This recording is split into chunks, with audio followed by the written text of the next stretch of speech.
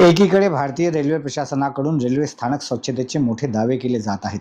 मात्र प्रत्यक्षात अकोला रेल्वे स्थानकावरील चित्र या दाव्यांना छेद देणारे आहे.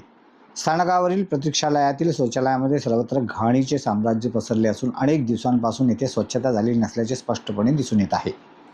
दुर्गंधी, अस्वच्छता आणि असुविधेमुळे प्रवाशांना मोठा मनस्ताप सहन करावा लागत आहे. स्वच्छ भारत अभियान आणि प्रवाशांना दर्जेदार सुविधा देण्याच्या घोषणा केवळ कागदोपत्रीच राहिल्या आहेत का, असा प्रश्न आता उपस्थित होत आहे. दररोज हजारो प्रवाशांची वर्दळ असलेल्या अकोला रेल्वे स्थानकातील शौचालयांची अशी दयनीय अवस्था ही रेल्वे प्रशासनाच्या निष्काळजीपणाचे जिवंत उदाहरण असल्याची टीका प्रवाशांकडून केली जात आहे. प्रवाशांकडून रेल्वे प्रशासनाने तातडीने या शौचालयाची स्वच्छता करून नियमित देखभाल व्यवस्था सुरू करावी, अशी जोरदार मागणी होत आहे. अन्यथा स्वच्छतेचे दावे आणि प्रत्यक्षातील वास्तव यामधील दरी आणखी स्पष्ट होणार असल्याचे नागरिकांचे म्हणणे आहे.